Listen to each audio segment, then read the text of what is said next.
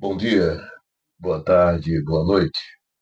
Hoje nós estamos com o nosso pastor Gilberto, para ter uma fala solta com ele.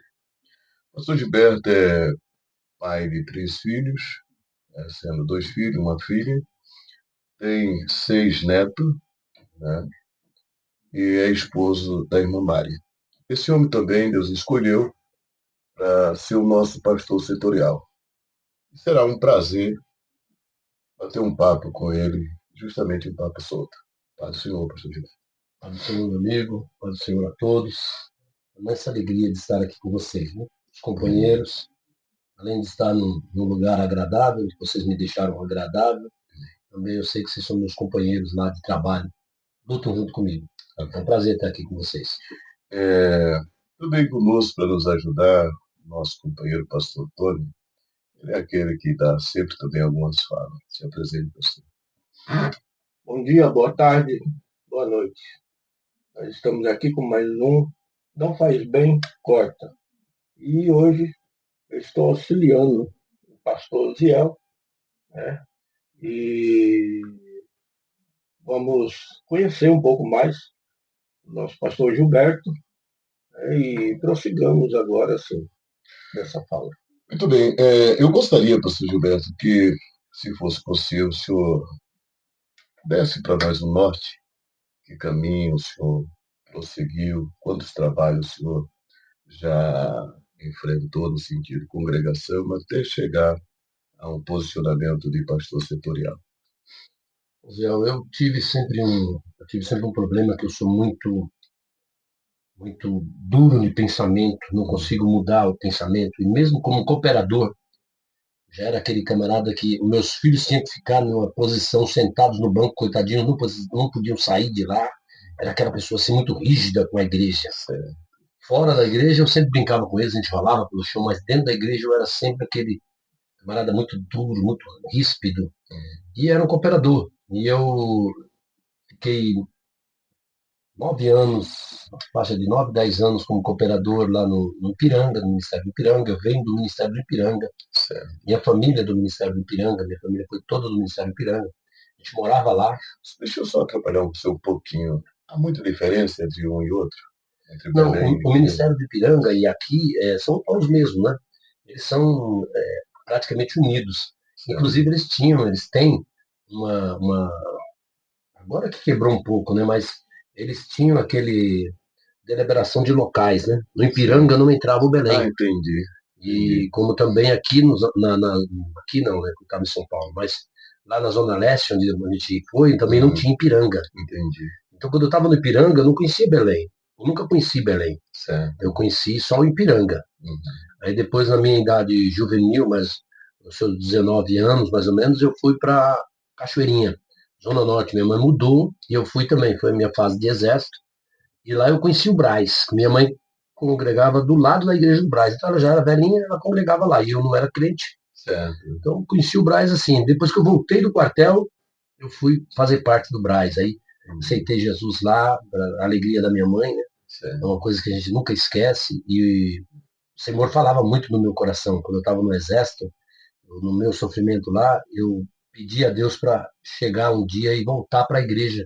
E minha mãe ainda está viva para me ver eu voltar para a igreja. E um dia eu pude chegar até a igreja ali e aceitar Jesus, e eu vi a alegria dela. Quando eu aceitei Jesus, quando eu voltei do quartel e aceitei Jesus, eu desviei com 15 anos de idade. E aí eu voltei depois dos 20. Pastor, eu entendo que todos aqueles que iniciam o caminho de criança, apresentar a igreja, todas essas coisas, sempre tem essa dificuldade de permanência. Quando vem para a adolescência, acho que o mundo é muito atraente. Eu acho que tem muita influência, não sei, não posso generalizar, mas acho que tem muita influência do pai e da mãe. Certo. Entendeu? Se o pai e a mãe for aquele companheiro de lado a lado com a criança, com o jovem, ele não desvia. Certo. Entendeu? Mas eu tinha uma diferença muito grande do meu pai e da minha mãe. Minha mãe, quando me teve, ela tinha 40 e meu pai 50. Nossa. Então era como se fosse avô. Eu fui com 40 e poucos anos, eu fui avô. Entendi. A Alice hoje, né, com 50 anos eu fui avô. A Alice hoje tem 7 anos, eu já tenho 57, 58 agora. Ela faz 8 também no final do ano. Então, praticamente, quando eu tinha 50 anos, eu fui avô. Então, praticamente, o meu pai era como se fosse um avô. Eu não tinha muita intimidade com ele, amizade com ele. Então, a gente começa a fazer o que quer. Acha que não tem o pai não era aquele camarada.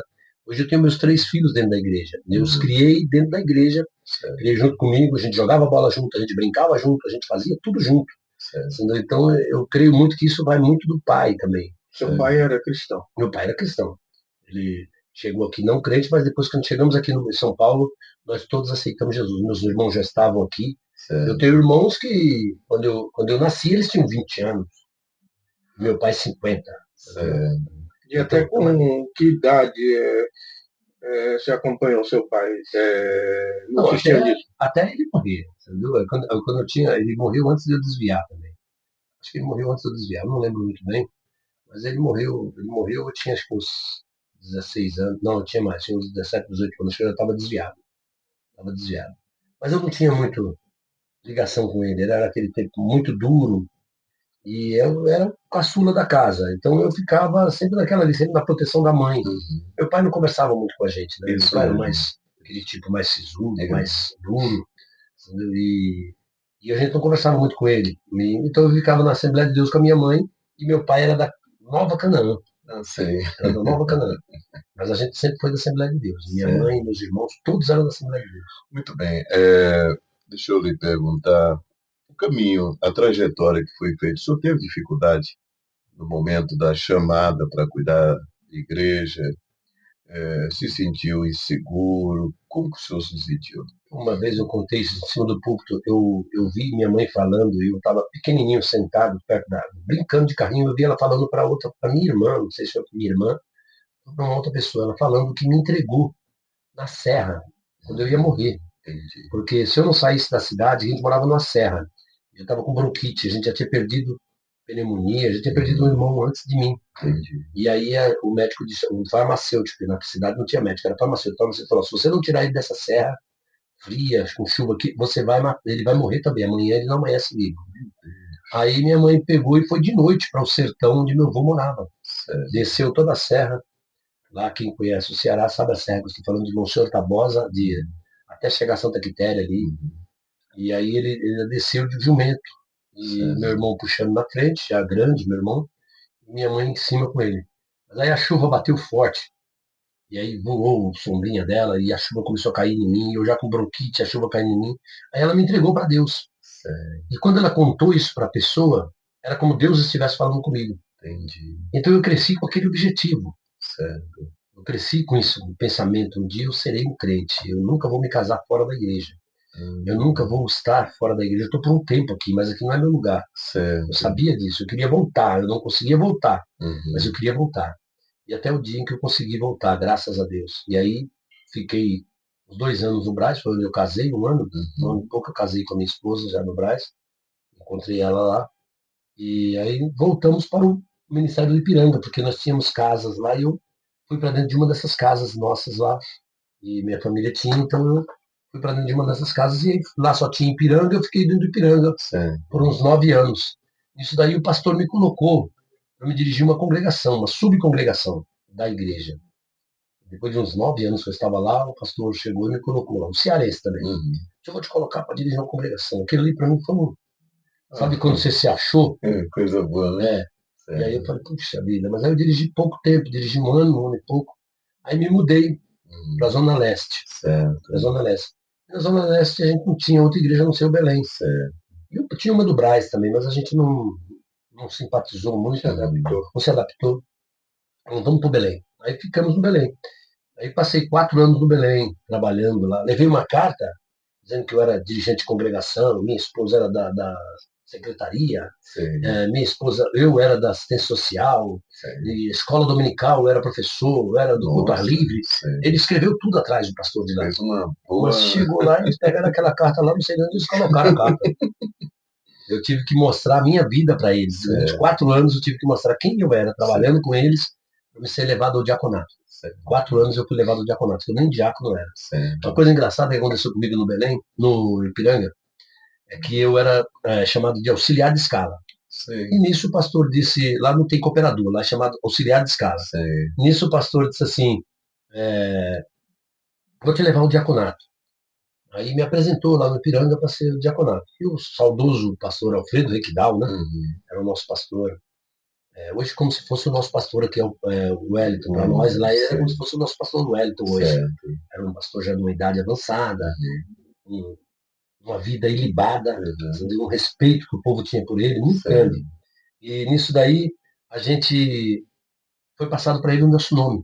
Ele leu lá em cima, num dia de culto de doutrina, e disse assim, olha, estão passando aqui vários nomes para mim, mas quem tiver televisão, eu não consagro. Nossa. E eu tinha acabado de comprar uma televisão pelo um consórcio, televisão e um vídeo. Um consórcio em 30 vezes, ou era 40 vezes, sei lá quantas vezes era aquele consórcio. Porque eu trabalhava sozinho, pagava aluguel, então para comprar aquilo para as crianças amavam a televisão. E aí eu li aquilo ali e falei, meu Deus, e agora? Aí minha esposa falou assim, amor, guarda isso daqui dentro do guarda-roupa. Guarda. Eu falei, mas isso não tá certo, isso não tá mentindo. Aí eu falei assim, não, vou vender. Vendi por preço de banana, porque ninguém paga nada. Vendi por preço de banana. Mas falei, não, vou ser consagrado, amém. Aí o pastor não quer, não vou desobedecer. Porque eu acho que a desobediência é o primeiro passo para Satanás entrar na nossa vida, é a desobediência. Por mínimo que seja, por mínimo que seja. Ninguém começa a cair de uma coisa grande, é pequena mesmo, é pequenininha. Quando começa a nascer a desobediência, a gente vai alimentando ela, e ela vai crescendo na nossa vida. E aí eu falei, não, eu não vou desobedecer. Falei com a minha esposa, não, isso eu não faço. Senão eu vou lá e não cancelo meu diaconato. Entendeu? Não cancela. Tal, então eu falei, então eu vou vender. Aí vendi televisão, vendi vídeo, troquei, que paguei não sei quanto no carro, e aí faltava acho que uns R$500, era R$600, eu peguei e dei essa televisão pro cara, e o vídeo, o cara pegou, maravilha. Eu continuei pagando o consórcio. E quando chegou no dia da consagração, 8 meses depois, o pastor presidente chega lá em cima e falou assim, eu não estou sentindo de consagrar ninguém esse ano. Que situação, velho.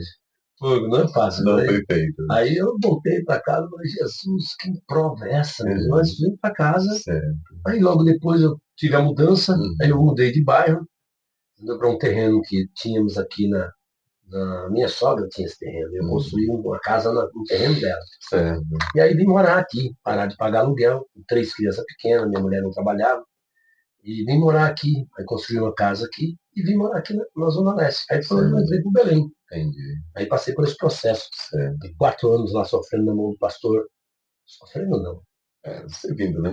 Eu ouvi uma pregação lá no Belém, na primeira segunda-feira, e o pregador disse, olha, o caminho de Deus é plano, mas o caminho dos homens é sinuoso, é perigoso, é muito complicado. Pastor, como chegou para o senhor a notícia para ser um pastor setorial? Como foi que aconteceu isso? Cada um tem uma história, né? Eu sempre fui vendedor. Minha vida inteira eu ganhei como vendedor. Todo mundo que não tem profissão vai para vendedor, né? Mas eu tinha... É isso mesmo? Todo mundo meio que não tem profissão, eles querem ser vendedor. Mas ninguém subsiste como vendedor, a não ser aquele que tem realmente um chamado para vendedor, um dom para vendedor. Mas o camarada ficou desempregado lá, não tem uma profissão direito, ele olha na loja, vou ser vendedor, vou vender. Mas eu, desde quando solteiro, eu trabalhava com vendas de móveis e eletrodomésticos. Nisso, depois chegou um tempo de eu dirigindo congregação já no Belém, já velho, já com 40 anos, 40 mais anos, dirigindo congregação, a nossa primeira congregação eu dirigi 4 anos lá, como diácono, dirigindo como diácono.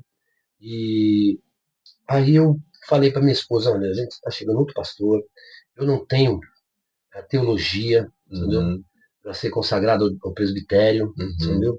Eu preciso fazer teologia, eu preciso fazer um bacharel, eu preciso fazer alguma coisa.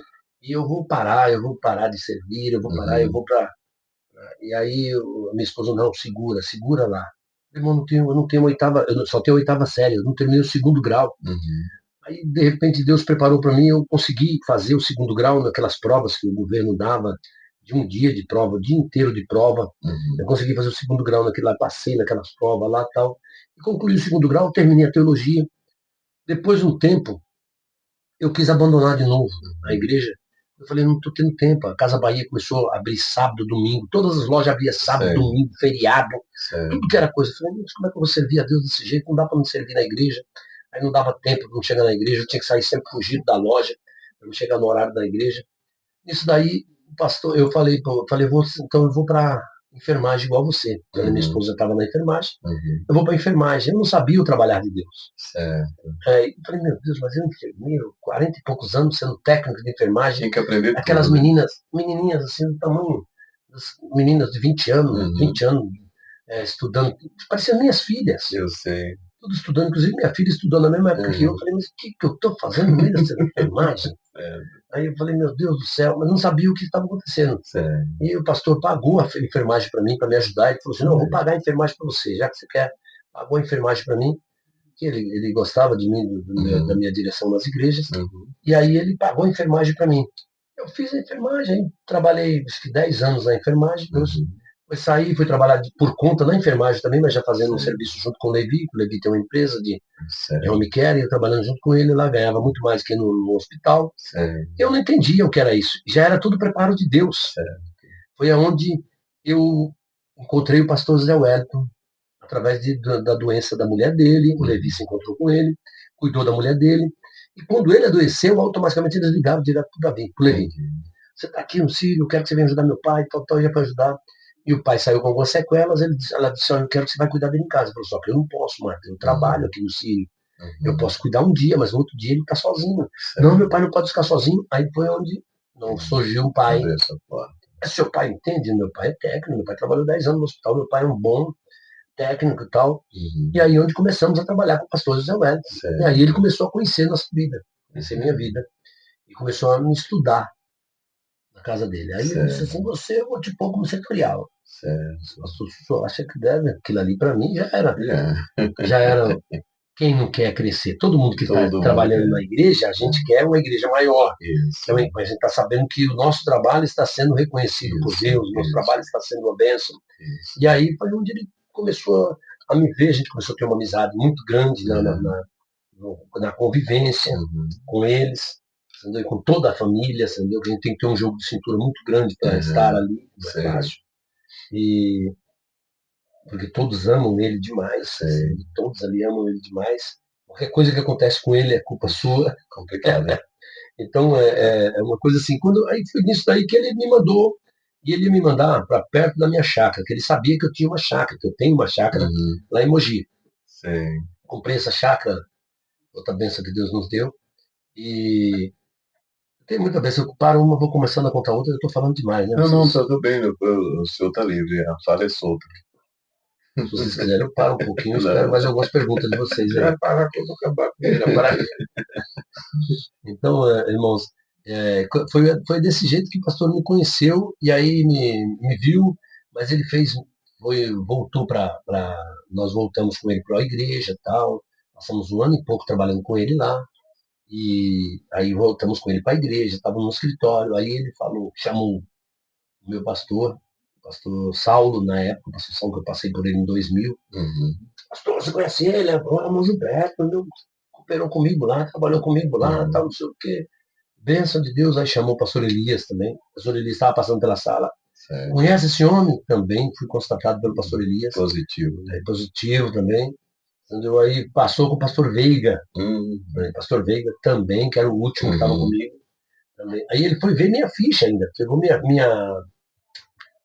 congregação. Ele deixa ver o setor 53 lá.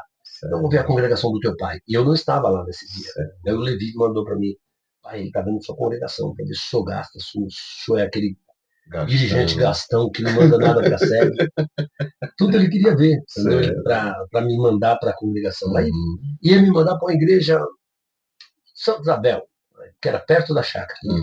Você congrega lá e dirige lá o setor e mora perto da chácara, que meu desejo era morar na chácara. Era esse o plano que nós tínhamos planejado. Mas a gente planeja, mas Deus quem dá a última palavra, Deus quem dá o último toque. E aí nós fomos, daqui a pouco surgiu um problema aqui em Jarinu. A igreja estava se acabando, estava todo mundo indo embora, não tinha mais ninguém na igreja. Filmaram a igreja com 4, 5 pessoas no dia do domingo. Nisso botaram na internet. E aí chegou lá na mão deles essa filmagem. Entendi. E aí ele falou, não, você vai para Jarinu. Aí já ligou para mim em casa. Nem eu estava lá. Aí o Levi também estava no dia de serviço, porque o Levi trabalhava um dia, eu trabalhava outro. Eu trabalhava 2, 3 dias, e o Levi trabalhava um, porque o Levi trabalha no Sírio, né? Então, enquanto o Levi estava no Sírio, eu trabalhava 2, 3 dias seguidos. Aí um dia para descansar, ele ia lá me substituir e eu ia vir descansar. Nisso daí o Levi mandou para mim mensagem, pai, eles estão dizendo aqui que o senhor vai para Jarinu. Jarinu, meu Deus. Jarinu, meu Deus. Mas não negue não, fica quieto. Eu não vou negar uma coisa, eu nunca neguei. Onde o pastor me colocasse, eu ia. Porque eu entendo que a direção da igreja é de Deus através da vida do pastor. Sim.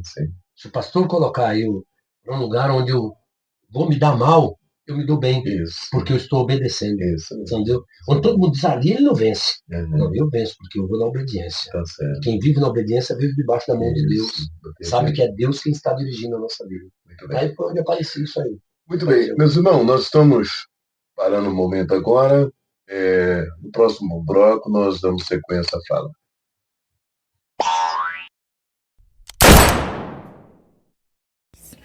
Ei, empreendedor que quer expandir o seu negócio. Seu momento chegou, a hora é agora. Nós estamos totalmente livres para fazer com que os seus negócios alcancem mais pessoas. Se de repente você tem curiosidade e quer conhecer as pessoas que podem te ajudar, o telefone está aqui. E o e-mail também. É só nos procurar e você será bem assessorado.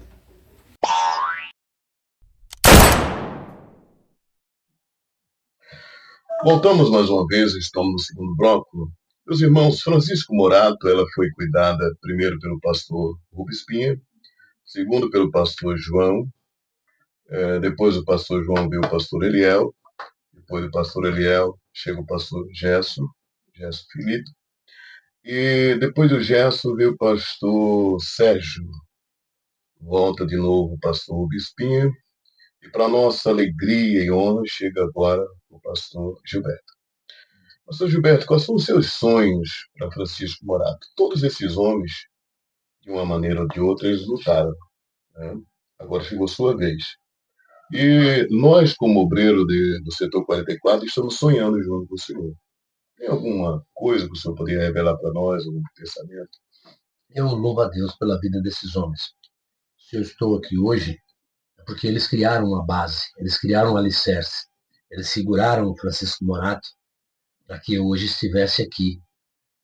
Então eu louvo a Deus pela vida deles, cada um no seu tempo, cada um no seu trabalho, na sua maneira de trabalhar, mas eu creio que todos tiveram a orientação do Espírito Santo de Deus, porque a igreja é dele, né? É dele.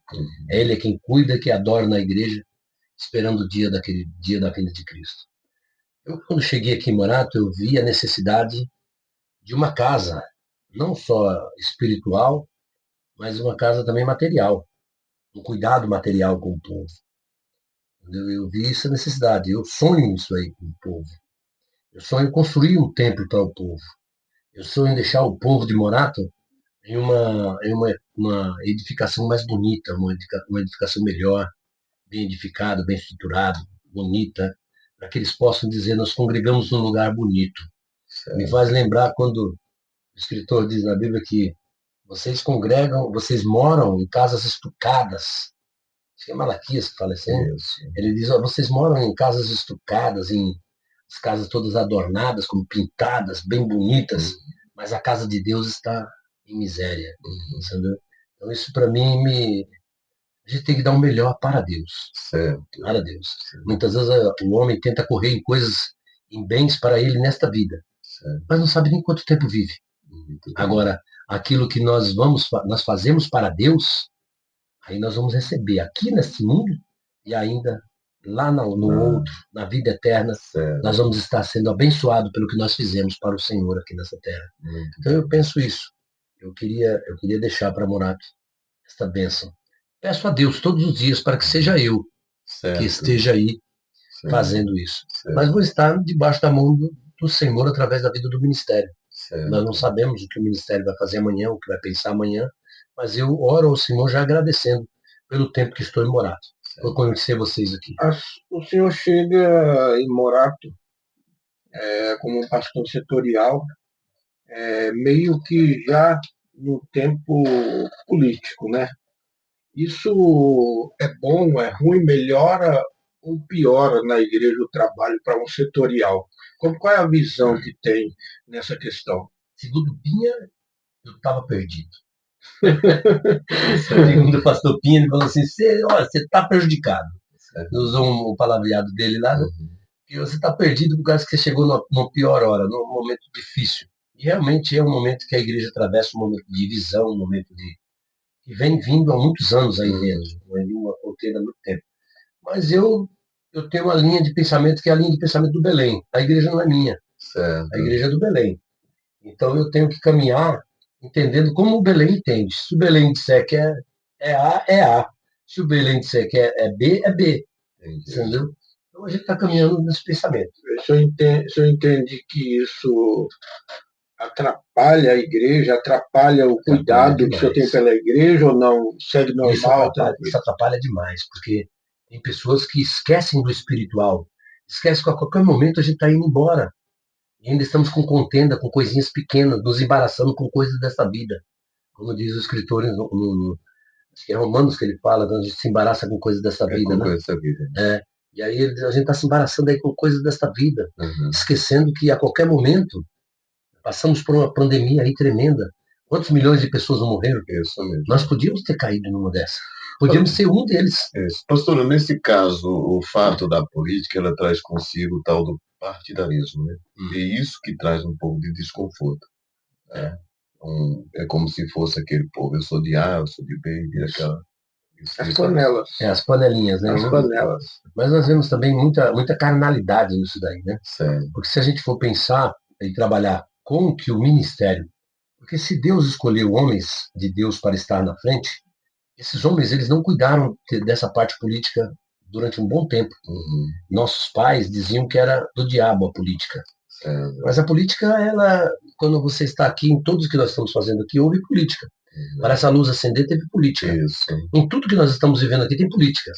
E se nós não fizermos parte, nós somos, mas nós vamos morar no céu. Sim, mas nós somos cidadãos da terra. Precisamos entender. E se Deus escolheu esses homens para nos conduzir nesta vida, sendo a minha vida material, a minha vida conjugal, a minha vida familiar, no meio da família, esses homens eu aprendo através deles. Como que eu melhoro em todas essas áreas? Será que eles não têm capacidade de escolher um bom político também, não? Eu acredito que sim. Eu acredito também que sim.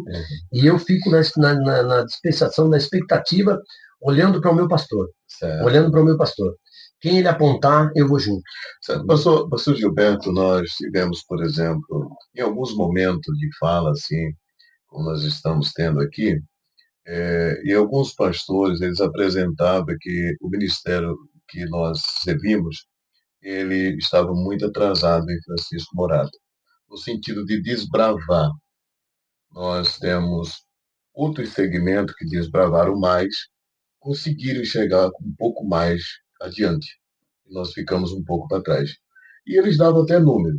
Eu já ouvi pessoas dizer que o Ministério do Belém estaria atrasado uns 30 anos. O senhor concorda com isso? Olha, eu posso dizer para você que eu concordo com isso aí. Como a gente também recebe as benfeitorias, a honra das benfeitorias do setor, hoje você é o setorial do Francisco Morato. Então, nosso erro realmente foi a gente não embarcar numa política, porque quantas denominações não pegaram o terreno da prefeitura para construir suas igrejas? E nós ficamos atrasados nisso. Nós ficamos aí pagando aluguel em salãozinhos pequenininhos, sendo que podíamos ter um salão grande, uma igreja grande para congregar, porque nós não queríamos nada da política. Como não queremos nada da política? Nós queremos sim. A benfeitoria que ele puder fazer para a igreja, nós queremos sim. Que a prefeitura faça. É bem-vindo para nós. Entendeu? Não queremos ser comprados por eles e nada disso, porque o nosso voto é o nosso voto. Pastor Gilberto, eu acompanhei um dia uma corrida de Fórmula 1 e nesse dia quem estava disputando à frente era o Ayrton Senna. E por um motivo o carro dele quebrou e ele começou de novo praticamente no começo. Ele estava lá no no final, né? Como que eu te perguntasse, o senhor consegue enxergar força, unir força suficiente para tirar esse atraso? Ou nós vamos caminhar com esse atraso? Isso depende muito de vocês. Não só de vocês, mas de mim também. Uhum. Eu creio que o Espírito Santo me trouxe aqui com essa força. Com essa força. E aí você vai dizer assim para mim, quanto tempo o senhor acha que o senhor tira esse atraso? Aí eu dependo de quanto que eu vou ter de barreira. Sendo eu vou ter de barreira. Nós tivemos essa última reforma que nós tivemos ali, nós fizemos em quanto tempo? Nós tivemos 1 mês e meio, nós fizemos ali. Pouco, Por quê? Porque todo o povo se abraçou conosco. Uhum. E ainda tivemos problema. Tinha pessoas que iam 2 horas lá para fazer um servicinho, fumava um pouquinho do estuque assim e vazava. Não. Não, teve pessoas assim. Tinha pessoas lá. Essas pessoas nos atrasaram, mas essas pessoas é que nos ajudaram. Você entendeu?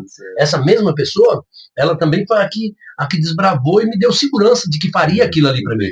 Que se não fosse eles também fazer e falar, não, eu vou fazer, eu não teria investido assim tão rápido, eu teria ido ver, então ia demorar mais.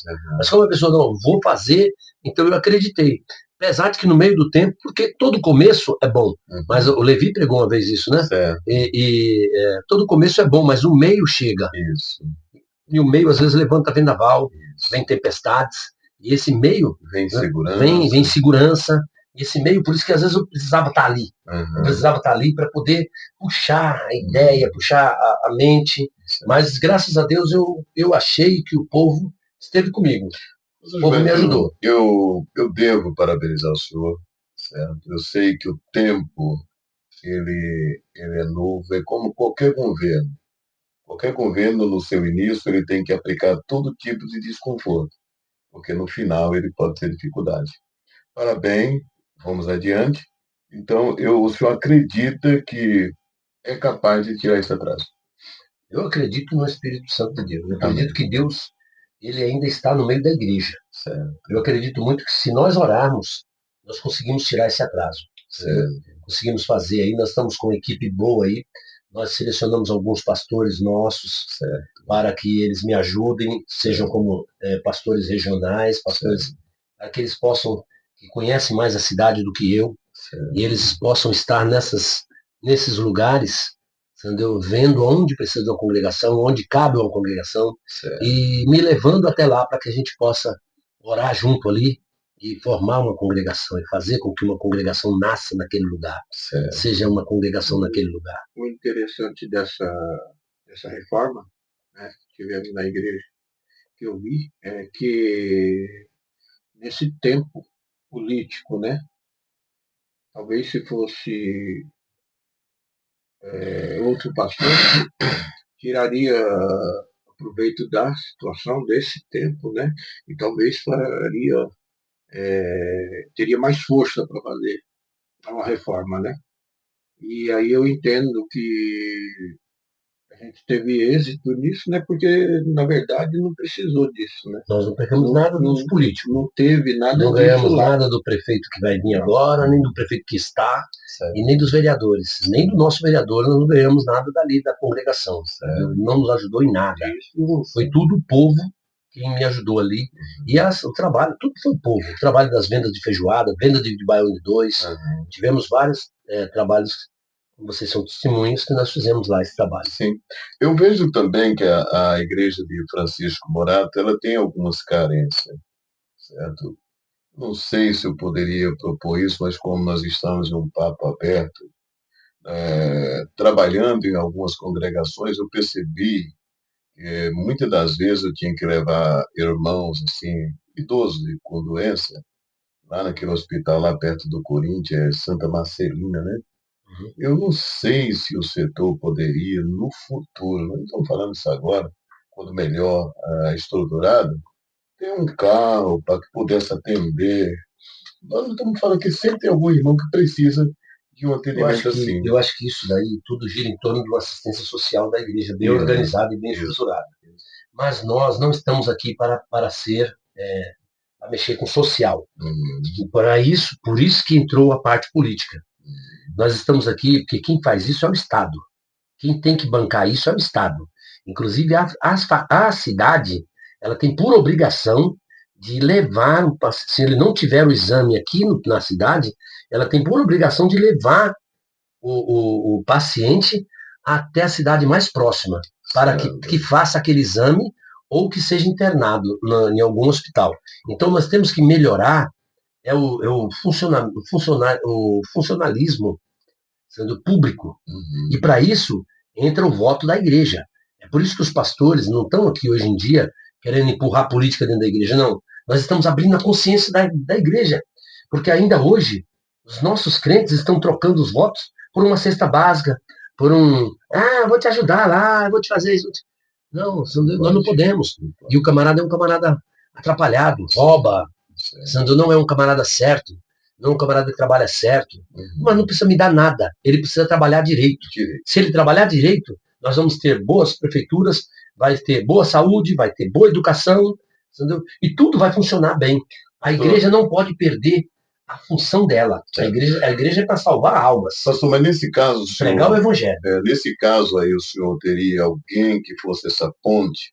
Por exemplo, eu estou com dificuldade, eu vou falar com o candidato, né, nesse sentido. Por exemplo, quando eu trabalhei, nós tivemos muita dificuldade e eu cuidava. Eu cheguei até a ir perto de São Caetano, ali, naquela favela, tem um hospital muito grande, a gente fez muito trabalho. E o que acontece? Dentro dessa visão, mesmo que a igreja não invista, não dê uma atenção direta para a igreja social. Dá. É isso que eu quero te passar. A igreja faz isso hoje. Pelo menos onde eu estou, a gente tinha o apoio da Marta Costa, que é a deputada. Eu já levei muitas pessoas ali perto do Belém, naquele hospital do câncer ali. Já mandei alguns obreiros nossos. E essa ponte aí é sempre do pastor da congregação. Sim. Mas isso é porque hoje nós não temos uma política decente. Entendeu? Porque se nós tivéssemos uma política decente nas cidades onde nós estamos, e tem hoje em dia carros que a gente tem que pegar o vereador nosso e falar para ele, eu quero que leve a irmã fulano e irmã ciclana para fazer hemodiálise toda quarta-feira. E ela tem uma perua daqui da cidade que leva elas e traz. Porque eu já cuidei de muita gente lá em São Paulo que vinha da cidade tal, que vinha da cidade tal, que vinha da cidade tal, sendo todas trazidas pela ambulância da prefeitura. E querendo ou não, isso é obra de Deus também. A obra de Deus também. Mas é uma coisa que não é nossa, é do Estado. Nós não podemos confundir a coisa do que é do Estado para a igreja. Entendeu? Senão a gente fica trazendo crente para ter cesta básica, entendeu? Trazendo o povo do mundo cesta básica. Quem dá a cesta básica é a prefeitura. Nós sustentamos os domésticos da fé. Alguns problemas que nós temos dentro da igreja, o irmão desempregou, ainda não conseguiu pegar um emprego, tal, a assistência social vai lá ver como é que tá, se a conta de água tá boa, se a conta ajuda por alguns meses, até a pessoa se estabilizar, depois sai. A gente não pode ter uma igreja em que trabalha nisso daí, só nisso daí, porque não é assim que nós vamos trazer o povo. Pastor Gilberto, eu sempre acompanhei, não a área no sentido alimento, essa é tranquilo. Nós tratamos a questão de doente, principalmente quando precisa locomovê-lo, né? Então, seria nesse sentido que houvesse um amparo. Eu não posso, eu fiz o contato com o senhor, olha, Jailton, ou qualquer outro que seja, tem como atender isso? Eu lembro que eu estava em uma reunião e ouvi claramente, a irmã Marta, ela falou abertamente no altar da igreja, e qualquer pastor que tivesse com dificuldade de doença podia fazer o contato com ela, que ela trazia, ela ajudava de um jeito ou de outro. Sim, e isso que eu falei, nós temos essa ligação, né? A Marta Costa, essa ligação conosco, e hoje o Jailton aqui na nossa cidade, ele tem por obrigação de ter essa ligação com o povo, sendo de buscar, até de buscar em casa, sendo de arrumar um carro da prefeitura para buscar, ou algum irmão. A igreja ajuda também com gasolina. De qualquer jeito, a gente tem que cuidar do doente. Resolver o problema. E eu lembro que, em 2015, eu não sei o que aconteceu, mas por um acaso meu cabelo começou a cair, foi aparecendo. Falei, não é verdade, foi simulação, foi abrindo uns buracos assim. E eu busquei e tal, ficou muito complicado, porque quando você vai para o médico público é muito complicado. Aí eu me lembrei. Falei, não, a irmã Marta falou isso e isso.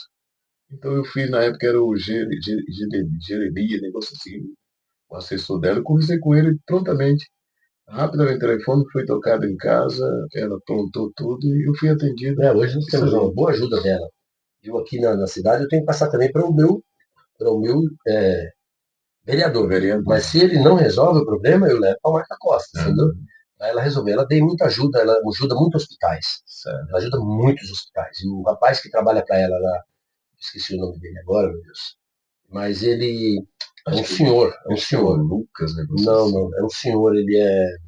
Esqueci o nome dele agora. É um senhorzinho baixo, baixinho assim. E ele. Ah, o Joninha, né? Não é o Joninha, não. Não, da saúde não é o Joninha. Joninha também trabalha para o Marta. Mas esse, agora eu não me lembro, não adianta, também não vai a questão. Pastor, mudando um pouquinho dessa fala da política, e voltando para a parte ministerial. A gente temos na cidade a sede, né? Algumas igrejas do Belém e as congregações, que formam um setor. Né? Essas congregações, a maioria ela é movida por conta de aluguel.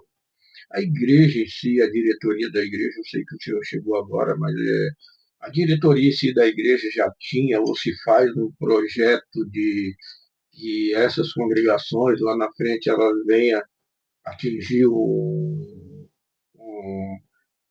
um endereço próprio do ministério? Tem alguma coisa trabalhando em cima disso aí? Isso tudo é o setor, né? Isso tudo é o trabalho do setorial, o trabalho do setor. E hoje é o que nós estamos tentando fazer, com que as igrejas possam render, possam ter um rendimento, para que a gente possa ter uma como é que fala, um resultado em que a gente possa ajudar aqui o setor, gastarmos aqui, com todas as nossas despesas. Aí entra o aluguel, entra o pagamento de pastores, entra água, luz, telefone. Eu faço essa pergunta porque a gente vê o tempo passando e muita gente investindo na congregação, na igreja em si, né? Todo mundo quer congregar numa igreja mais bonita, decorada, iluminada, e a gente tem aquela ideia de que um salão de aluguel a gente não pode investir, né? E acontece muito disso. E é por isso que a minha pergunta que seria, e também ninguém vai investir em um lugar que não é do ministério. Né? Mas a gente tem que ser sempre uma coisa assim, a gente tem que ter, essa união é justamente para isso, como bem, vou dar o nome de uma igreja, eu não vou dar nome de igrejas, mas às vezes a igreja, ela não rende nem para sustentá-la. Várias dessas nossas igrejas, elas estão abertas por pregação do evangelho, mas ela não se sustenta, entendeu? Ela manda um papel para nós. Tá? Ela ganhou isso, mas gastou isso com aluguel, gastou com água, gastou para pastor, pagou o pastor, porque a gente dá uma ajudinha de custo, uma gasolinazinha para o pastor, que é mínimo, entendeu? E paga a água, a luz e o aluguel, e já deu, entendeu? E aí as pessoas chegam para mim e falam assim, pastor, tem um terreno aqui do lado que custa 100 mil. Da onde eu vou tirar esses 100 mil? Entendeu? Não tem como. Aí você fala assim, mas o ministério podia dar. Ele dá. Mas ele vai querer ver a base da igreja. Que igreja que você vai pôr lá? Essa igreja que rende 2 mil e gasta 2.500? Isso é igreja? Você tem 15 membros, 20 membros lá dentro. Então tudo tem que ter uma colocação. Você não pode chegar numa congregação, querer montar e fazer uma congregação de uma congregação que não existe. Entendeu? Ela não existe. E elas são mal remuneradas. O povo está lá, querem coisas novas, mas eles não dão nada. Eles não ajudam. Porque quando ajuda, sai.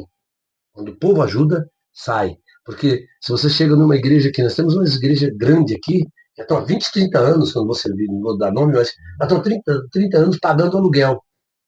Pagando aluguel. Aí você fala assim, poxa, pessoal, mas aquela lá está há 30 anos pagando aluguel. Você sabe quanto que ela fatura ali?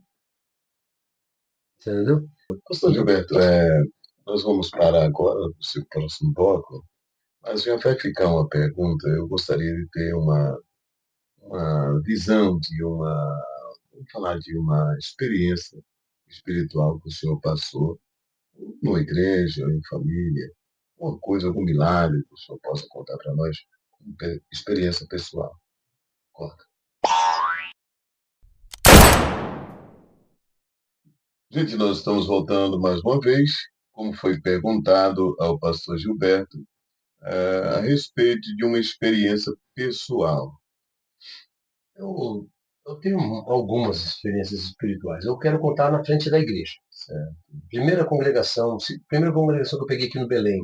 Eu havia dirigido uma congregação, uma subcongregação lá no Ipiranga, mas passei pouco tempo, um ano mais ou menos. Depois vim aqui para o Belém, depois de 4 anos eu comecei a dirigir uma congregação aqui no Belém. E essa congregação, ela era lá no Jardim Romano. O Jardim Romano, ele enchia, quando chovia, ele enchia e passava uma semana cheio. Cheio de água. Cheio de água. Certo. Então batia uma chuva forte, e parecia que era uma bacia lá.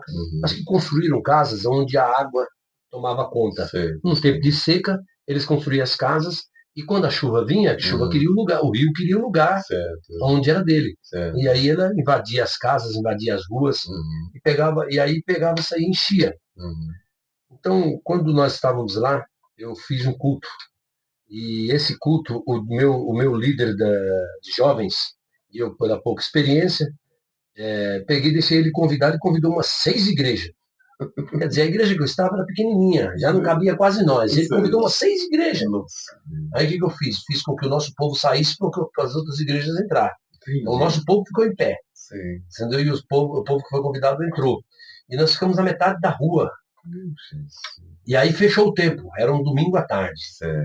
Era um domingo à tarde. Fechou o tempo. E eu ali começando, né? Começando ali na igreja. Começando, já estava assim um ano e pouco lá. E aí eu falei, nós vamos orar. E não vai chover. Não vai chover. Mas o tempo escureceu, irmão. Sabe o que escureceu? Parecia que tinha tido um eclipse. De tão que escureceu. Isso foi dos meus filhos. Até hoje eles testemunham isso. Isso eu achei bacana, porque isso foi testemunho para os meus filhos também. Para eles virem isso aí, aconteceu. E eu orei junto com a igreja. Disse, vamos orar. E Deus vai nos responder essa oração. E nós oramos. E continuamos o culto. Isso eu estou contando, você pode falar assim, mas daí foi uma coincidência. Várias vezes, assim, à noite, a gente estava no culto, a gente tinha que terminar o culto 8 horas. A gente terminava 7h30, correndo, porque estava chovendo já, e a gente já estava vendo a rua alagando já, então a gente tinha que correr, eu pegava o carro, já colocava em cima da calçada, a mulher entrava para me vir embora. Então, nesse dia ia cair um toró, mas daqueles pesados mesmo. E nós oramos, e não choveu. O dia abriu de novo.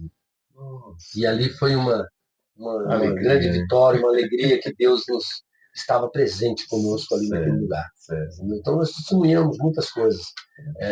Cura divina, nós tivemos um irmão lá, ele depois foi até meu terceiro na congregação, ele tinha uma doença, eu não lembro o nome da doença, mas acho que era um mal de Chagas. O coração dele estava parando. E Deus o curou. E ele ainda sem ser crente, Deus o curou um dia que nós oramos lá, a igreja levantou e orou, e Deus curou ele, e ele aceitou Jesus, e toda a família dele veio para Jesus. E foi uma bênção aquele culto. Nós temos várias experiências dentro da igreja também, dentro de casa, que é muito importante. Eu acho que a família tem que te ver como um homem de Deus. É o que eu falei hoje lá na igreja. O difícil é quando a gente já está dentro de casa desacreditado. Se a gente está desacreditado, entendeu? É tremendo isso, é difícil. Então a gente tem que manter isso até dentro de casa. E o difícil é isso. Então nós estávamos, a minha esposa, ela foi para um médico e ela teve um diagnóstico médico que ela estava com um caroço nos seios, com 8 milímetros no seio esquerdo. E eu não podia realmente passar no quebra-mola, porque ela reclamava de dor, ela falava que era hormônio, que estava os hormônios. E eu passava no quebra-mola, eu sempre dirijo muito meio rápido e bruto. E aí eu dirigindo, ela ia passar, ela chorava de dor às vezes. Eu sentia dor, então eu tinha que andar. Eu passo de tartaruga para passar em cima desses lugares. E quando chegou lá, o médico constatou que era um câncer. Era um caroço. E era maligno. E aí nisso ela desesperou-se. Porque a gente sabe, a gente era da área da enfermagem, e já sabia o que ia acontecer, cair todo o cabelo, quimioterapia e assim por diante, até a operação para tirar o quadrante, se não o seio inteiro, entendeu? Mas a gente já sabia de tudo o que aconteceria. E aí nisso ela desesperou-se, mas eu cheguei lá, eu também fiquei um pouco desesperado, não vou dizer para vocês, mas eu tenho que manter a minha posição, porque eu sou o líder, eu sou o pastor da casa. E aí eu cheguei, desacalmei ela, disse, não, Deus vai nos dar vitória. Nem eu estava acreditando. Eu entendo. Sabe, a gente não pode ser fingido diante de Deus. Deus está vendo tudo. Certo. Deus está vendo tudo que eu estou falando, Deus está vendo até a intenção do meu coração agora que eu estou falando com vocês. Certo. Então, eu na hora acalmei ela, mas eu mesmo não acreditei. Chegamos em casa, os filhos chegaram à noite, né? Genro, eu já tinha 1, 2 noras já, não lembro quantas.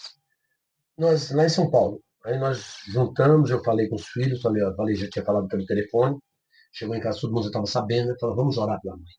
Acabamos de jantar, vamos orar pela mãe, para que Deus possa curar a mãe. Então nós fizemos uma roda em volta dela, e ela de joelho no chão, e nós oramos. Aquilo eu orei, sinceramente, eu orei, mas eu não sabia que Jesus ia curar naquela hora. Eu nem mesmo estava muito acreditando. A gente tem que ser crente e ser verdadeiro. Sabe, aquilo foi uma experiência e aumentou muito a minha fé. Aumentou muito a minha fé.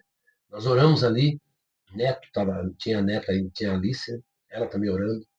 Então nós oramos ali e Deus curou ela. Quando chegou para o médico falou, mas quem falou que você tem câncer? Não, o senhor mesmo está aqui, ó. Aí mostrou o exame, que depois de um mês ela voltou de novo para fazer outra vez o exame para confirmar. Aí quando eu falei, não, você tem aqui uma marcazinha aqui, mas isso não é um caroço. E a dor dela passou, e tudo se acabou, entendeu? E nós podemos nos alegrar, dizer só o Senhor é Deus. Pastor Gilberto, a gente acompanha a igreja e a desenvoltura dela. E nós percebemos que ela vai perdendo aquilo que nós chamamos de essência. Eu não sei com que olhos o senhor vê, né, mas acompanhando, a gente vê que lá atrás nós tínhamos uma igreja pujante, ela cheia do Espírito Santo, Jesus batizando, muitas coisas acontecendo, como esses sinais que o senhor falou, e muitas coisas aconteciam.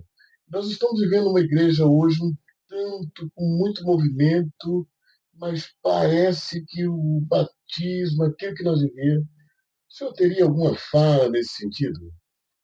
Acho que a Bíblia diz que quando se multiplica a ciência, não, quando a ciência cresce, né, o amor de muito.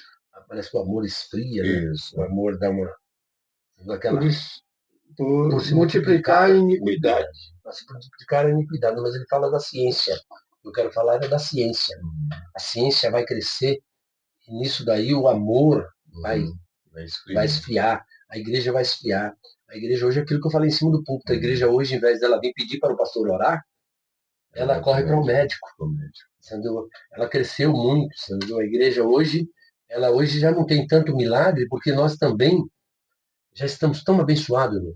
Uma vez, não sei se vocês lembram, quando teve uma coisa no Belém, que o Jim Swaggart, era alguém lá dos Estados Unidos, ia fazer uma pregação na televisão. E aí todo mundo tinha que chamar Billy Graham. Todo mundo tinha que chamar um vizinho, um amigo, para fazer dentro da nossa casa. Depois tinha que mandar uma relação de quantos se entregaram para Jesus. A pregaçãozinha xoxa. Jesus salva, liberta, leva para o céu. Os vizinhos olhavam, quase falando assim, isso aqui eu escuto um pastor fulano, não quero nem falar o nome dos pastores, prega muito mais do que isso aí. Entendeu? Nós já temos hoje. Nós temos hoje, está muito grande a pregação da palavra de Deus hoje. Então hoje já tem aquelas diferenças. Então naquele tempo eu acho que era muita novidade. Eu mesmo, quando cheguei no Jardim Romano, a gente caminhava por dentro daquelas casas assim, eram barracos muito fortes, era uma comunidade. E a gente chegava ali, a gente põe a mão sobre a pessoa desmaiava, demoniado. Entendeu? Mas depois aí vai acabando os bar, as igrejas vão chegando, vai acabando os bar, vai acabando aquela maldade, o evangelho vai ficando comum. Isso é que nós temos que tomar cuidado. Perigoso. Aí é que mora o perigo. A comodidade. Comum, fica comum para nós o evangelho. A gente teve uma fala, o pastor Edivan, o evangelista Edivan, a gente teve uma fala sobre isso aí, né, de que foi mesmo que o senhor disse, as coisas melhoraram muito. Antigamente a gente tinha irmãos, os crentes mais simples, né? E a gente não tinha essa modernidade. Ninguém tinha tanta facilidade em coisas.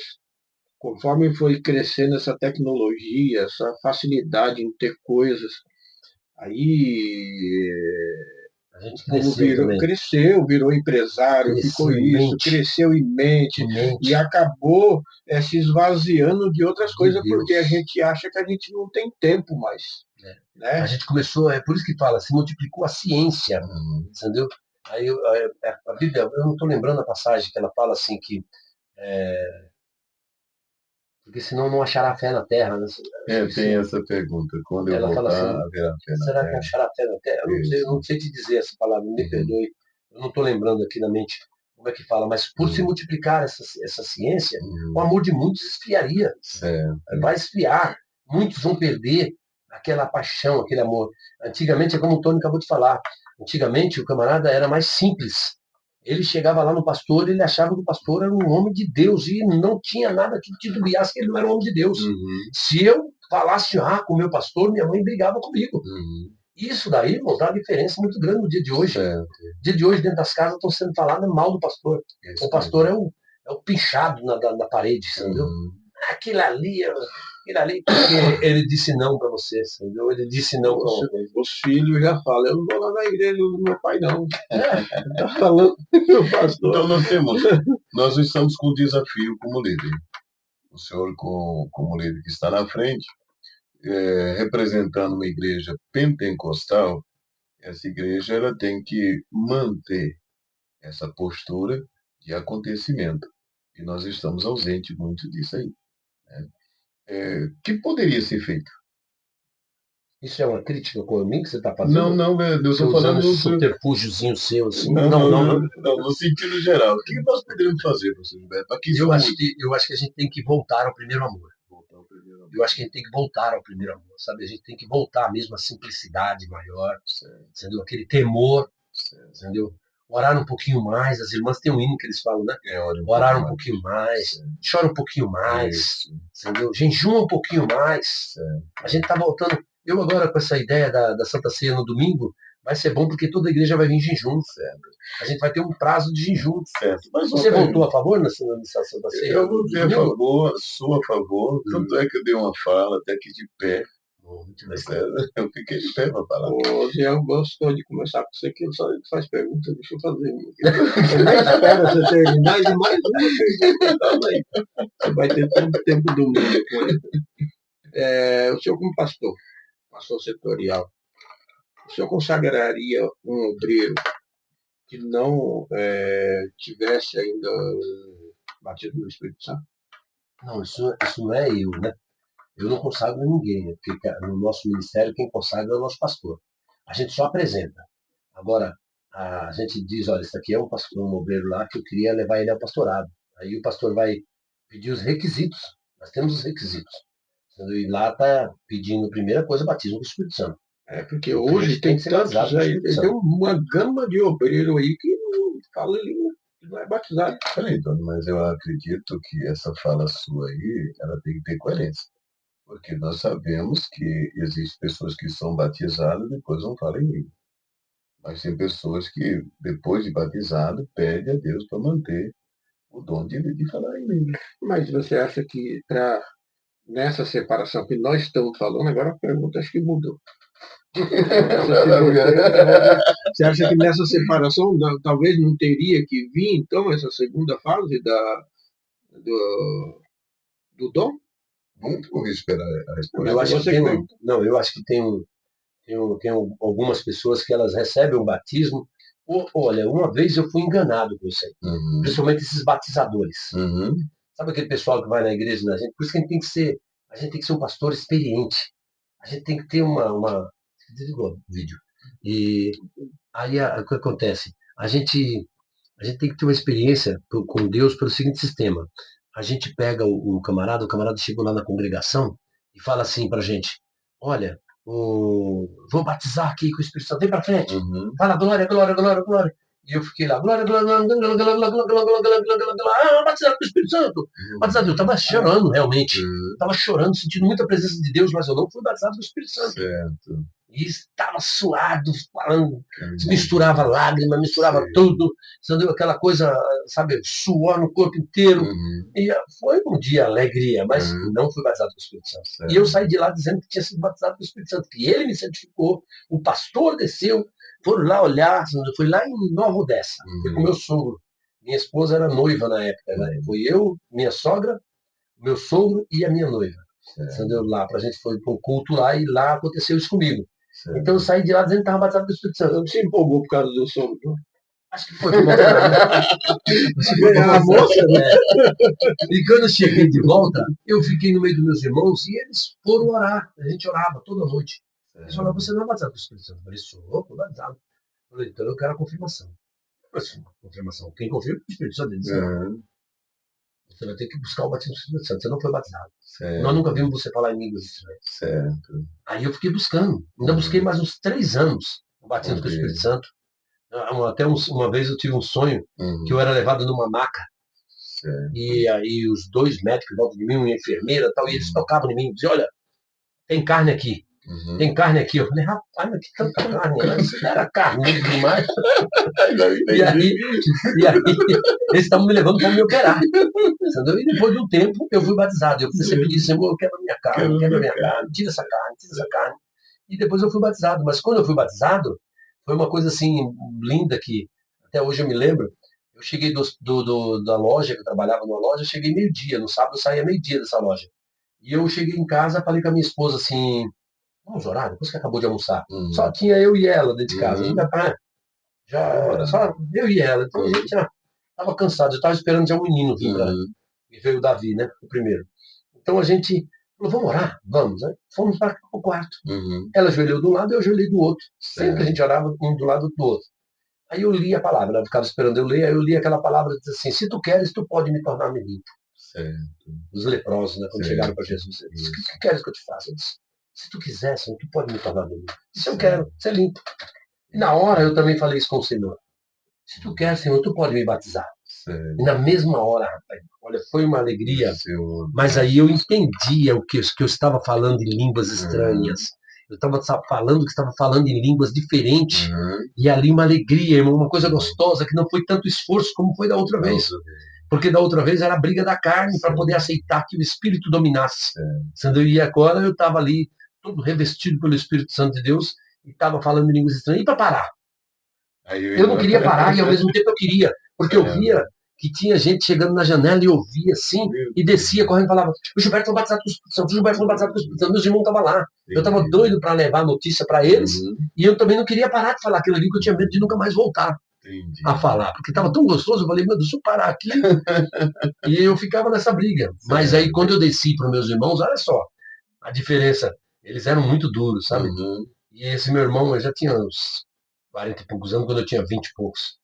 E aí ele chegou, ele era um presbítero, aí ele chegou e falou assim, agora, Joel, nós vamos confirmar se realmente você foi batizado com o Espírito Santo. Como tu já me viram falar em língua estranha lá em cima? Eu fiquei com medo de não falar. Aí, não, você vai confirmar. E aí, de novo, eles oraram comigo, eu de joelho, e eles com a imposição de mão sobre a minha cabeça, e eu falei em línguas estranhas ali, aí, junto com eles, aí eu dei muito glórias a Deus. Só uma pequena fala. O senhor tem receio de que a igreja, que essa nossa geração está passando? Eu não me sinto super crente, mas eu me sinto um conservador, certo? Eu posso até ter defeito, o ser humano é passivo a isso, mas eu luto com toda a minha força para manter um padrão, né? Essa geração passa, nós estamos conseguindo passar e deixar um legado para essa nova geração que está chegando. Olha, irmão, isso acho que quem tem que mais falar é os outros de fora. Eu fico com medo de falar isso aí. Eu estou tentando também manter a conservação, conservar. E isso também me preocupa. Como é que vai ser a igreja de amanhã? Isso me preocupa. Por que a igreja de amanhã? Entendeu? Meu Deus, eu fico preocupado de saber disso e ter a igreja de amanhã. Como é que vai ser a igreja de amanhã? Me preocupa isso muito. Agora, isso daí é uma parte que eu tenho que descansar também no Senhor. O pastor José Wellington estava sendo criticado pela própria família. Pai, você está deixando fazer isso, pai, você estava deixando fazer aquilo. Você não pode ter que tomar. Ele falou assim, meu filho, minha filha, né? A igreja tem dono. A igreja não é um ser desamparado. Ela tem dono. Se eu morrer amanhã, Ela continua, o dono dela está vivo. E o dono dela só morre, não morre, quer dizer, pode você morrer e ele não morre. Sabe? Então é uma coisa assim que eu também me preocupo com isso, de eu fazer a minha parte. Eu não quero chegar devendo, entendeu, para esta geração. E eu tento fazer, até mesmo com um legado, deixar um legado através dos meus filhos. Certo. Não só dos materiais, mas eu quero também dos espirituais. Mas, pastor, querendo ou não, o senhor tem em volta muita gente que lhe observa. O senhor é um espelho. E como espelho, a gente estamos observando. Tá certo? O norte que o senhor vai seguindo, a gente vai também. Então, se o senhor diz, nós vamos viver isso aqui, eu tenho que acreditar da mesma forma. Então, o senhor diz, Jesus vai batizar.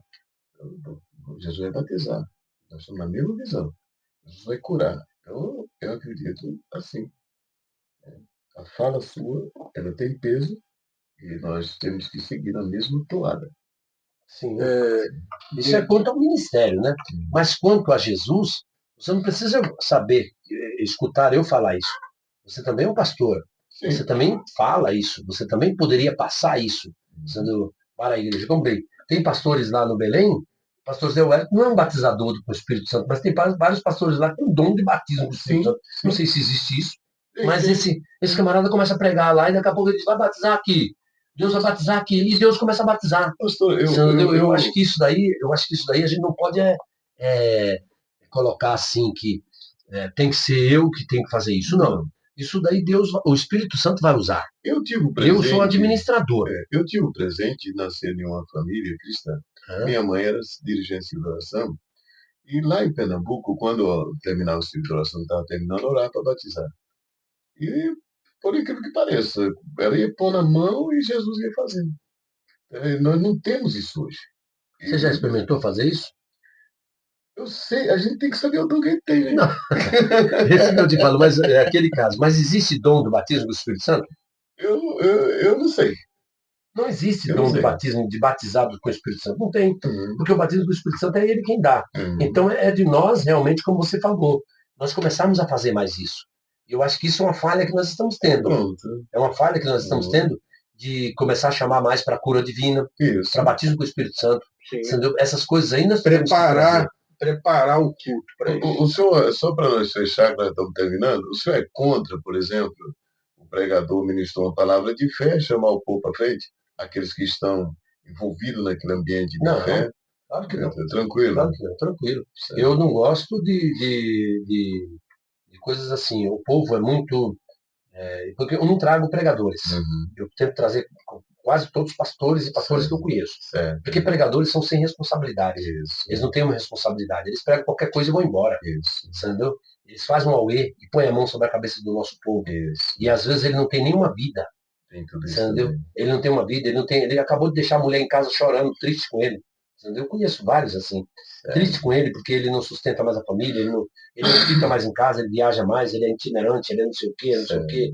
Entendeu? E aí, essas coisas aí, quando chega na nossa igreja, eu ensino o povo que quem põe a mão na cabeça do povo é o pastor da igreja. Certo. Meus irmãos, nós estamos terminando a nossa participação com o nosso pastor Gilberto Mesquita. Para nós foi uma alegria ter o prazer de caminhar junto com ele 1 hora de fala. E essa fala nós chamamos de fala solta, de forma que ele teve toda a liberdade de conversa. Espere essa programação, esse podcast, espero que você assista, goste. Eu acredito que o pastor Gilberto tirou todas as dúvidas que nós tínhamos. E qualquer coisa, ele está sempre à disposição para voltar aqui e ter uma conversa solta. As suas falas, pastor, de considerações finais. Eu quero agradecer a vocês pelo convite. Deus abençoe. Deus abençoe o trabalho de vocês aqui no podcast, a ideia de vocês, e que seja iluminados pelo Espírito Santo, para que seja uma coisa boa para a obra de Deus. Eu sempre me preocupo em tudo que eu faço, é que seja bom para a obra de Deus. Nada para nós, mas tudo para a obra de Deus. Entendeu? Porque o futuro da gente é a obra de Deus. Entendeu? Passou desta vida, é a obra de Deus. Entendeu? Não tem como. É tudo Deus na nossa vida. Então, nós temos que fazer o que é bom para Deus. Então, Deus abençoe a vida de vocês, que Deus continue abençoando a vida de vocês e que esse trabalho seja uma bênção para nós. Tá? Deus abençoe. Pastor Tony. Pode finalizar. Corta.